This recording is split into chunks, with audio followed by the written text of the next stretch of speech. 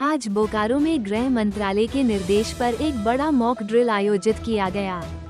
ये ड्रिल पूरे देश के साथ बोकारो में भी आयोजित किया गया, जिसमें 3 प्रमुख स्थानों पर बोकारो स्टील नगर सेवा भवन, चास नगर निगम क्षेत्र का जोधाडीह मोड़ और गोमिया में अग्निशमन, पुलिस, सीआरपीएफ, सीआईएसएफ और आम लोग भी शामिल हुए। पहलगाम हमले के बाद भारत पाकिस्तान के बीच बड़े तनाव के चलते गृह मंत्रालय ने यह मॉक ड्रिल आयोजित करने का निर्णय लिया था।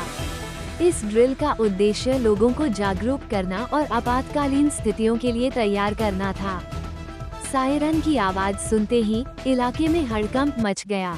घायल लोगों को तुरंत अस्पताल भेजने के लिए स्विफ्ट एक्शन लिया गया और युद्ध जैसी स्थिति में लोगों को बचाने के लिए प्रशिक्षण दिया गया।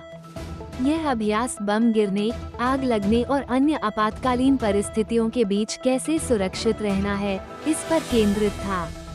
बोकारो को विशेष रूप से चुना गया है क्योंकि यहाँ एशिया का सबसे बड़ा steel plant SAIL Bokaro steel स्थित है और गोमिया में बारूद का बड़ा कारखाना है। साथ ही युद्ध की स्थिति में एयर स्ट्राइक से बचाव के लिए 6 से 7 बजे तक का ब्लैकआउट भी लागू किया गया। इस मॉक ड्रिल में शामिल डीसी, एसपी, सेल और अग्निशमन अधिकारी ने कहा कि इसका मुख्य उद्देश्य लोगों को जागरूक करना और किसी भी आपात स्थिति में उन्हें सही दिशा में मार्गदर्शन देना था। युद्ध जैसी स्थिति में लोगों को किस तरह की तैयारी करनी चाहिए और उनकी सुरक्षा के उपाय क्या होंगे, ये सिखाया गया। बोकारो में आयोजित इस मॉक ड्रिल ने साबित कर दिया कि यह शहर युद्ध जैसी स्थिति के लिए तैयार है। यह अभ्यास न केवल सुरक्षा बलों के लिए बल्कि आम जनता के लिए भी एक महत्वपूर्ण प्रशिक्षण साबित हुआ है। क्या आप तैयार हैं ऐसी आपात स्थिति का सामना करने के लिए? कमेंट में अपनी राय जरूर दें और हमारी चैनल को सब्सक्राइब करना न भूलें। आज बोकारो ज़िले में लगभग 3 जगह पर हमने ये सिविल डिफेंस के मॉक ड्रिल का आयोजन किया था। एक बीएसएल में था, एक आईएल गोमिया में था और एक जो हमारा भीड़ भाड़ का चास म्यूनसिपल कॉर्पोरेशन का जो एरिया है जोधाडी मोड़, सर्वपरिचित ही है कि यहाँ पे इस वक्त 4 बजे से लेके शाम के 6-7 बजे तक काफ़ी भीड़ रहती है। तो एक भीड़ भाड़ के एरिया में ऐसी स्थिति अगर उत्पन्न होती है तो लोगों को कैसे इवैक्यूएशन किया जाए, इसमें अर्ली वार्निंग कैसे हम दे सकते हैं, इवैक्यूएशन प्लान हमारा क्या होगा, नज़दीकी हमारा अस्पताल हम कौन सा स्थापित कर सकते हैं, हमारे एम्बुलेंसेस हम कैसे पूरी कर सकते हैं, फायर ब्रिगेड की सर्विसेज कौन सी है जो आजू बाजू से आ सकती है और वो इनसफिशेंट होती है तो सेकंड सर्कल में कौन से हमारे फायर ब्रिगेड के व्हीकल्स रहेंगे। ये सारे आज एक्सरसाइज हुए। इसमें हमारे डिस्ट्रिक्ट डिज़ास्टर मैनेजमेंट ऑफिसर के साथ साथ सारे ज़िला लेवल के पदाधिकारी और पुलिस पदाधिकारी इसमें शामिल हुए थे। डिस्ट्रिक्ट ट्रैफिक ऑफिसर और डीटीओ इन दोनों के द्वारा ट्रैफिक का रीरूटिंग किया गया ताकि एम्बुलेंस आने जाने में, फायर ब्रिगेड आने जाने में एक फ्री हमें रास्ता मिले। उसके साथ हमने ये भी देखा कि कितने कोऑर्डिनेशन के साथ कम्युनिकेशन का आदान प्रदान हो रहा है और वो आदेश का उतना इमीडिएटली पालन हो रहा है ताकि कम से कम इंजरी हो, कम से कम कैजुअलिटी हो। हमने यहाँ पे हॉस्पिटल में देखा कि हमारे जो भी अरेंजमेंट्स थे वो सारे रेडी थे।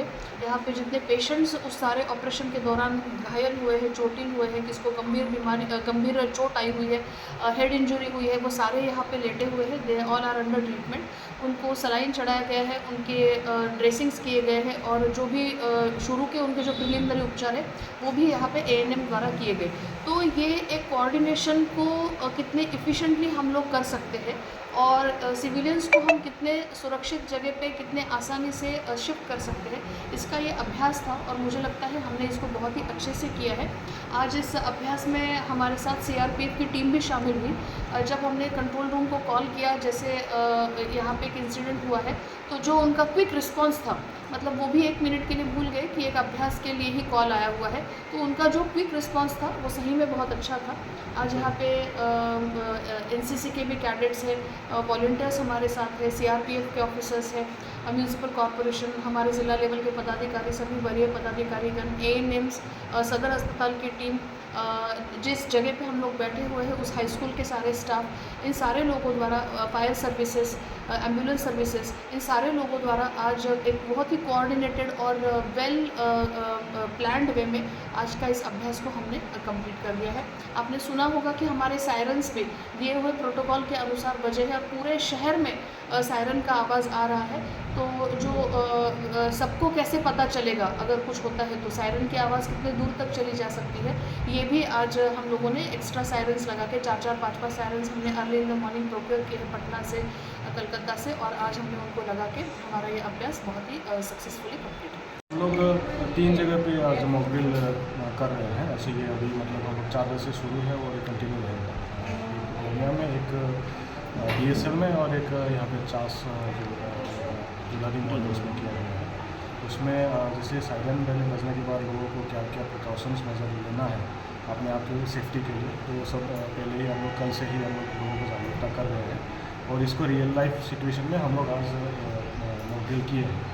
दूसरा चीज़ विभिन्न विंग्स है उसमें, जैसे आग लगने के बाद कैसे फायर सेफ्टी आएगा और जो वहाँ पे इंजर्ड लोग हैं उसको कैसे उठाया जाएगा, वो सब का भी हम लोग एक तरीके से आज हम लोग प्रैक्टिस कर लिए हैं।